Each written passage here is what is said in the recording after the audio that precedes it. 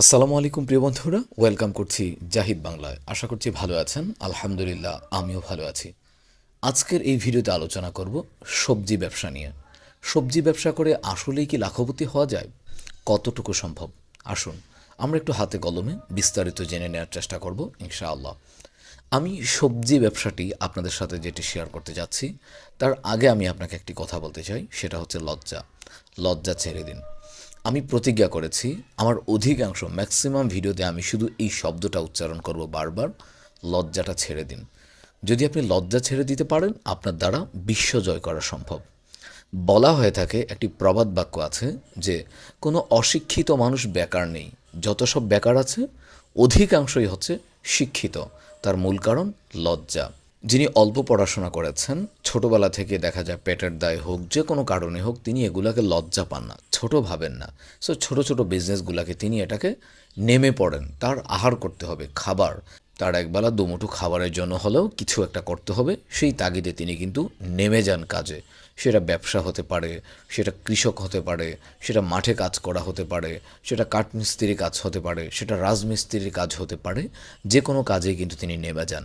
কিন্তু প্রবলেমটা হয় সেখানেই, কোনো শিক্ষিত মানুষ যিনি পড়াশোনা কমপ্লিট করেছেন, তিনি যদি কোনো কাজে যান, আর মাঠ লেভেলের যে কাজগুলো আছে, রোড লেভেলের কাজগুলো, ফুটপাথ লেভেলের যে কাজগুলো আছে, এগুলোকে ছোট করে দেখেন যারা, তারা কিন্তু বেকার। অর্থাৎ দেখুন, আমি না খেয়ে আছি, খাবার দিচ্ছে না আমাকে কেউ, তাই না? তো আমি এখানে কেন লজ্জা পাবো? ক্ষুধার্ত থেকে লজ্জা পেয়ে কোনো লাভ হবে বলুন? লাভ হবে না। আচ্ছা, অনেক কথা বলে ফেলেছি, এবার আসি মূল কাজে। সবজির ব্যবসাটা আপনি কিভাবে করবেন? আপনি যদি শহর এরিয়াতে থাকেন, ধরুন ঢাকা, চট্টগ্রাম, এই সমস্ত শহরগুলিতে থাকেন, ঢাকার মধ্যে যারা থাকেন তাদের জন্য সবচেয়ে ভালো পয়েন্ট হচ্ছে কাউরান বাজার। কাউরান বাজার থেকে আপনি সকালবেলা ভোরে একেবারে ফজর নামাজ আদায় করে বাজারে চলে যাবেন। সেখান থেকে আপনি পাইকারি সবজিগুলো নিয়ে আসবেন। ওকে, সেখান থেকে নিয়ে এসে আপনি ভালো ভালো প্লেস, অর্থাৎ এই মোকাম যেগুলোকে বলা হয়, বাজারের যে মেন পয়েন্টগুলো ধরে ধরে ছোট্ট একটা জায়গা নিয়ে আপনি বসে যাবেন। শুরু করবেন কত টাকা দিয়ে? আপনাকে একেবারে যে 20-50 হাজার টাকা দিয়ে শুরু করতে হবে এমন নয়। আপনি দুইটা আইটেম দিয়ে শুরু করতে পারেন। শুরুর দিকে একেবারে আপনি কী নিয়ে শুরু করবেন? আপনি শসা, লেবু, গাজর, টমেটো, অল্প কটা আইটেম দিয়ে আপনি স্টার্ট করতে পারেন। সময়ের সাথে পরবর্তী সময়ে আস্তে আস্তে ধাপে ধাপে আপনি সেটা স্টার্ট করতে পারেন। চট্টগ্রাম সহ অন্য অন্য যারা আছেন, বাংলাদেশে যারা জেলা শহরে, বিভিন্ন জেলা শহরগুলিতে কিন্তু সবজি বিক্রি করা হয় সকালবেলা ভোরে। আবারও বলছি, একেবারে ভোরবেলা আপনি কিন্তু সেখান থেকে সবজি ক্রয় করতে পারবেন। আমি কুমিল্লার মানুষ, কুমিল্লা নিয়ে আমি গর্ব করি, কুমিল্লা জেলার মানুষ। আমি যতটুকু জানি, আমাদের চান্দিনা, বরুড়া অর্থাৎ লাকসাম, আমাদের এই সাইডের এরিয়ার জন্য সবচেয়ে ভালো জায়গা হচ্ছে নিমসার বাজার। আমি একটা স্ক্রিনশট আপনাদেরকে এখানে দেখিয়ে দিচ্ছি। সো আপনারা চাইলে নিমসার বাজার থেকেও ক্রয় করতে পারেন।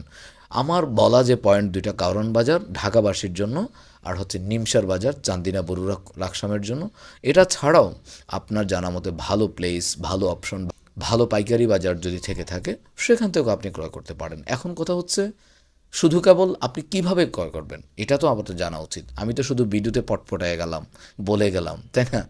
আসলে আপনি এটা কিভাবে ক্রয় করবেন সেটা জানার জন্য আমি আপনাকে হাজারো গাইডলাইন্স দিতে পারি, এখানে কোনো কাজে আসবে না। আপনি একদিন কারওয়ান বাজারে যাবেন, ঘুরবেন, 2 দিন যাবেন, 3 দিন যাবেন, 5 দিন, 7 দিন যাবেন, ঘুরবেন, দেখবেন পাইকাররা কিভাবে তাদের মালটা তারা বিক্রি করছে এবং ক্রেতারা কিভাবে মালটা সারা পাইকারি কিনে নিয়ে আসছে, সেটা আপনি দেখবেন।